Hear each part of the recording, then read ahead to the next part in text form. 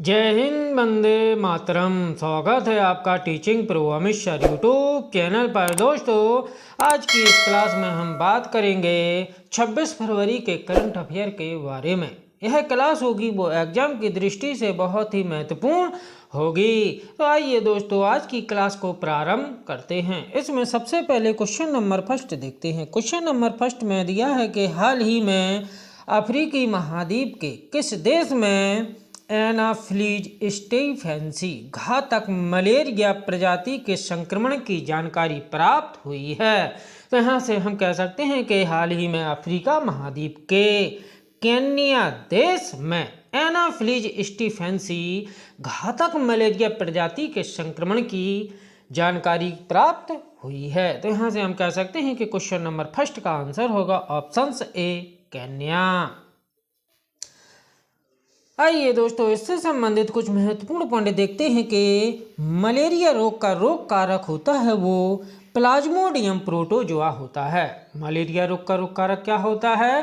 Plasmodium protozoa होता है। Next point देखते हैं कि मलेरिया रोग होता है वो मादा एनाफिलीज मच्छर के काटने से होता है। मलेरिया रोग होता है किस मच्छर के काटने से होता है? तो हम कह सकते हैं कि मलेरिया रोग मादा एनाफिलीज मच्छर के काटने से होता है। आइए इसके बाद नेक्स्ट पॉइंट देखते हैं कि मलेरिया से प्रभावित अंग होता है वो आरबीसी अर्थात रेड ब्लड कार्पल्स, लाल रक्त कणिकाएं होती हैं, वो मलेरिया रोग से प्रभावित होती हैं। इसके बाद नेक्स्ट पॉइंट देखते हैं कि मलेरिया के उपचार के लिए कुनैन दवा का प्रयोग किया जाता है जो सिनकोना के पेड़ से प्राप्त की जाती है।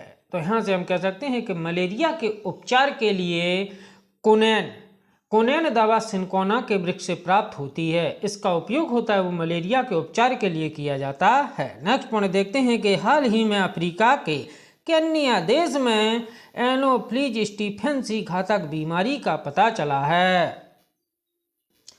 आइए इसके बाद नेक्स्ट क्वेश्चन नंबर सेकंड देखते हैं कि केंद्रीय उत्पाद शुल्क दिवस कब मनाया जाता है। तो यहाँ से हम कह सकते हैं कि केंद्रीय उत्पाद शुल्क दिवस है वो 24 फरवरी को मनाया जाता है। केंद्रीय उत्पाद शुल्क दिवस कब मनाया जाता है? तो हम कह सकते हैं कि केंद्रीय उत्पाद शुल्क दिवस है वो 24 फरवरी को मनाया जाता है। तो यहाँ से क्वेश्चन नंबर सेकंड का करेक्ट आंसर होगा ऑप्शन सी, 24 फरवरी। आइए दोस्तों, इससे संबंधित कुछ महत्वपूर्ण पॉइंट देखते हैं कि ब्रिटिश शासनकाल के दौरान वर्ष 1855 में उत्पाद शुल्क विभाग की स्थापना की गई थी। ब्रिटिश शासनकाल के समय 1855 में उत्पाद शुल्क विभाग की स्थापना की गई थी। आइए इसके बाद केंद्रीय अप्रत्यक्ष कर और सीमा शुल्क बोर्ड से संबंधित कुछ महत्वपूर्ण पॉइंट देखते हैं कि केंद्रीय अप्रत्यक्ष कर और सीमा शुल्क बोर्ड की स्थापना है वो 1 जनवरी 1964 में की गई थी और केंद्रीय अप्रत्यक्ष कर और सीमा शुल्क बोर्ड का मुख्यालय है वो नई दिल्ली में है और वर्तमान में इसके अध्यक्ष हैं, उनका नाम है विवेक जौहरी। आइए इसके बाद नेक्स्ट क्वेश्चन नंबर थर्ड देखते हैं कि हाल ही में किसने अर्जेंटीना ओपन 2023 जीता है। तो यहाँ से हम कह सकते हैं कि हाल ही में कार्लोस अल्कराज ने अर्जेंटीना ओपन 2023 का खिताब है वो अपने नाम किया है। आइए दोस्तों, इससे संबंधित कुछ महत्वपूर्ण पॉइंट देखते हैं कि स्पेन के कार्लोस अल्कराज ने ब्रिटिश खिलाड़ी कैमरून नोरी को हराकर अपना 7वां एटीपी टूर खिताब जीता। नेक्स्ट पॉइंट देखते हैं कि कार्लोस अल्कराज 2015 में राफेल नडाल के बाद अर्जेंटीना ओपन टेनिस टूर्नामेंट का खिताब जीतने वाले पहले स्पेन खिलाड़ी बने हैं। नेक्स्ट पॉइंट देखते हैं कि वर्तमान में कार्लोस अल्कराज की रैंकिंग नंबर है वो 2 है। वर्तमान में कार्लोस अल्कराज की रैंकिंग क्या है? तो हम कह सकते हैं कि वर्तमान में कार्लोस अल्कराज की रैंकिंग नंबर 2 है।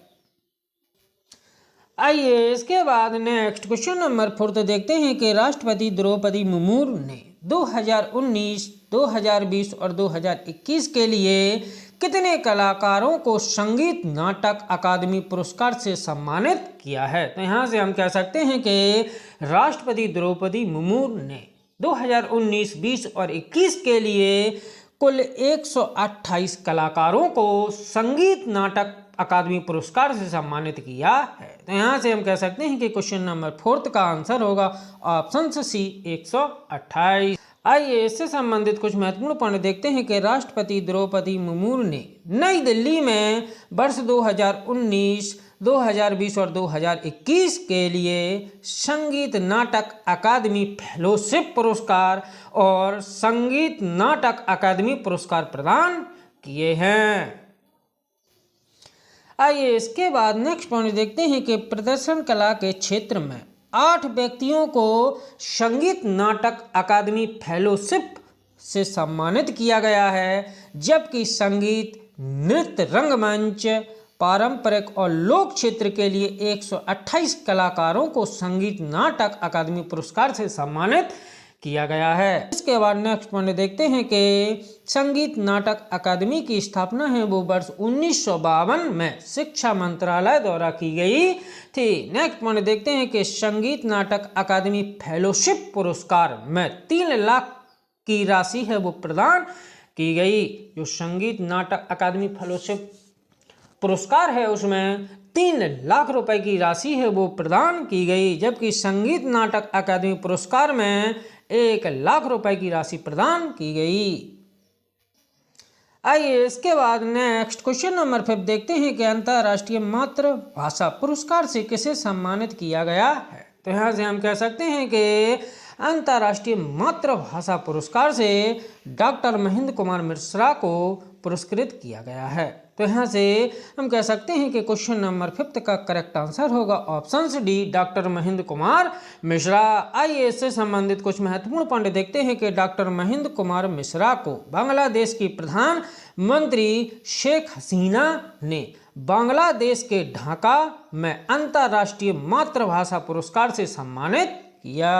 इसके बाद नेक्स्ट पॉइंट देखते हैं कि अंतर्राष्ट्रीय मातृभाषा पुरस्कार 2021 में यूनेस्को द्वारा स्थापित किया गया था। अंतर्राष्ट्रीय मातृभाषा पुरस्कार है वो यूनेस्को द्वारा 2021 में स्थापित किया गया था। नेक्स्ट पॉइंट देखते हैं कि अंतर्राष्ट्रीय मातृभाषा पुरस्कार 2021 से हर 2 साल में दिया जाता है। ये इसके बाद नेक्स्ट क्वेश्चन नंबर 6 देखते हैं कि भारत के नए ड्रग कंट्रोलर जनरल अर्थात DCGI के रूप में किसे नियुक्त किया गया है? तो यहाँ से हम कह सकते हैं कि भारत के नए ड्रग कंट्रोलर जनरल DCGI के रूप में राजीव रघुवंशी को नियुक्त किया गया है। तो यहाँ से क्वेश्चन नंबर 6 का करेक्ट आंसर होगा ऑप्शन ए, राजीव रघुवंशी। आइए दोस्तों इससे संबंधित कुछ महत्वपूर्ण पॉइंट देखते हैं कि Rajiv Raghuvanshi drug controller general of India के रूप में डॉक्टर VG सोमानी की जगह लेंगे, जो इस पद पर 2019 से कार्यरत थे। इसके बाद नेक्स्ट पॉइंट देखते हैं कि DCGI का फुल फॉर्म होता है वो drug controller general of India होता है। DCGI का फुल फॉर्म क्या होता है? Drug controller general of India होता है। इसके बाद दोस्तों drug controller general of India DCGI से संबंधित कुछ महत्वपूर्ण पॉइंट देखते हैं कि DCGI भारत में central drug standard control organisation CDSCO का प्रमुख है। नेक्स्ट पॉइंट देखते हैं कि DCGI अर्थात drug controller general of India स्वास्थ्य और परिवार कल्याण मंत्रालय के तहत कार्य करता है। इसके बाद नेक्स्ट पॉइंट देखते हैं कि DCGI देश में दवाओं और चिकित्सा उपकरणों की सुरक्षा और गुणवत्ता को सुनिश्चित करता है। नेक्स्ट पॉइंट देखते हैं कि DCGI अर्थात drug controller general of India के पास नई दवाओं को मंजूरी देने और उन दवाओं का परीक्षण को विनियमित करने का अधिकार है वो drug controller general of India के पास है। आइए इसके बाद नेक्स्ट क्वेश्चन नंबर 7 देखते हैं कि विश्व बैंक के अध्यक्ष बनने के लिए अमेरिकी राष्ट्रपति बाइडेन द्वारा किसे नामित किया गया है? तो यहाँ से हम कह सकते हैं कि विश्व बैंक के अध्यक्ष बनने के लिए अमेरिकी राष्ट्रपति बाइडेन द्वारा अजय बंगा को नामित किया गया है। तो यहाँ से हम कह सकते हैं कि क्वेश्चन नंबर 7 का करेक्ट आंसर होगा ऑप्शन बी, अजय बंगा। आइए दोस्तों, इससे संबंधित कुछ महत्वपूर्ण पॉइंट देखते हैं कि अजय बंगा के पास Mastercard, American Red Cross और क्राफ्ट फूड और डॉब इक के बोर्डों में विभिन्न भूमिकाओं को संभालने का 30 वर्ष से अधिक का अनुभव है। इसके बाद नेक्स्ट पॉइंट देखते हैं कि हाल ही में विश्व बैंक के अध्यक्ष डेविड मलपास के द्वारा इस्तीफे की घोषणा की गई है। हाल ही में विश्व बैंक के अध्यक्ष कौन थे? David Malpass. उन्होंने हाल ही में अपने पद से इस्तीफे की घोषणा कर दी है। आइए दोस्तों, इसके बाद विश्व बैंक से संबंधित कुछ महत्वपूर्ण पॉइंट देखते हैं कि विश्व बैंक का मुख्यालय है वो वाशिंगटन डीसी यूनाइटेड नेशन में स्थित है। इसके बाद नेक्स्ट पॉइंट देखते हैं कि विश्व बैंक की स्थापना है वो जुलाई 1944 में ब्रेटन वुड्स समझौते के दौरान हुई थी। विश्व बैंक की स्थापना है वो जुलाई 1944 में हुई थी। किस दौरान हुई थी? ब्रेटन वुड्स समझौते के दौरान हुई थी। नेक्स्ट पॉइंट देखते हैं कि विश्व बैंक के संस्थापक हैं, उनका नाम है जॉन मेनार्ड कीन्स और हेनरी डेक्स्टर वाइट द्वारा विश्व बैंक की स्थापना की गई थी। आइए इसके बाद नेक्स्ट पॉइंट देखते हैं कि विश्व बैंक द्वारा जारी प्रमुख रिपोर्ट्स हैं, अर्थात विश्व बैंक है वो कौन कौन सी रिपोर्टें जारी करता है। उसमें नंबर फर्स्ट है ease of doing business, number second है ह्यूमन कैपिटल इंडेक्स और नंबर थर्ड है वर्ल्ड डेवलपमेंट रिपोर्ट। ये रिपोर्टें हैं वो विश्व बैंक द्वारा जारी की जाती हैं।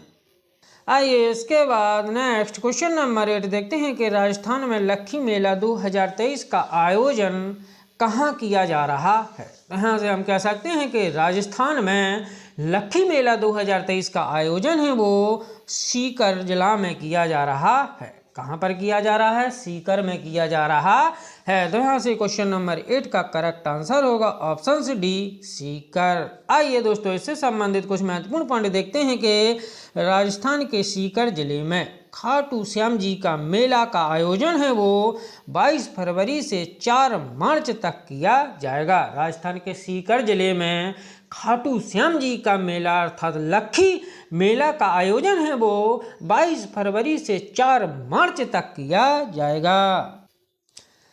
आइए इसके बाद नेक्स्ट क्वेश्चन नंबर 9 देखते हैं कि सीआरपीएफ द्वारा वर्ष 2023 में अपना स्थापना दिवस समारोह कहाँ आयोजित किया जाएगा। तो यहाँ से हम कह सकते हैं कि सीआरपीएफ द्वारा वर्ष 2023 में अपना स्थापना दिवस समारोह है वो छत्तीसगढ़ में आयोजित किया जाएगा। तो यहाँ से क्वेश्चन नंबर 9 का करेक्ट आंसर होगा ऑप्शन बी, छत्तीसगढ़। आइए इससे संबंधित कुछ महत्वपूर्ण पॉइंट देखते हैं कि सीआरपीएफ की स्थापना है वो वर्ष 1939 में हुई थी और ब्रिटिश शासन काल के समय सीआरपीएफ का नाम था वो था क्राउन रिप्रेजेंटेशन फोर्स। आइए इसके बाद देखते हैं कि सन 1949 में सीआरपीएफ का नाम बदलकर सेंट्रल रिजर्व फोर्स कर दिया गया। सन 1949 में सीआरपीएफ का नाम बदलकर क्या कर दिया गया? सेंट्रल रिजर्व फोर्स कर दिया गया। इसके बाद नेक्स्ट में देखते हैं कि सीआरपीएफ अपना 84वां स्थापना दिवस है वो छत्तीसगढ़ के बस्तर जिला में मनाने जा रहा है। नेक्स्ट पॉइंट देखते हैं कि सीआरपीएफ के स्थापना दिवस में गृह मंत्री अमित शाह भी शामिल होंगे। नेक्स्ट पॉइंट देखते हैं कि सीआरपीएफ है वो गृह मंत्रालय के अंतर्गत आता है और वर्तमान में सीआरपीएफ के महानिदेशक हैं, उनका नाम है सुजय लाल घोष। इसके बाद नेक्स्ट पॉइंट देखते हैं कि इससे पहले सीआरपीएफ का 83वां स्थापना दिवस है वो जम्मू कश्मीर में मनाया गया था। नेक्स्ट पॉइंट देखते हैं कि सीआरपीएफ की जो कोबरा बटालियन होती है वो गोरिल्ला युद्ध के लिए प्रसिद्ध होती है। सीआरपीएफ की कोबरा बटालियन होती है वो गोरिल्ला युद्ध के लिए प्रसिद्ध होती है। आइए दोस्तों, आज का लास्ट क्वेश्चन नंबर 10 देखते हैं कि संगम युग से संबंधित कलाकृतियों के प्रदर्शन के लिए कीलादी साइट संग्रहालय की स्थापना कहाँ की जा रही है। तो यहाँ से हम कह सकते हैं कि संगम युग से संबंधित कलाकृतियों के प्रदर्शन के लिए कीलादी साइट संग्रहालय की स्थापना है वो तमिलनाडु में की जा रही है। तो यहाँ से हम कह सकते हैं कि क्वेश्चन नंबर 10 का करेक्ट आंसर होगा ऑप्शन सी, तमिलनाडु।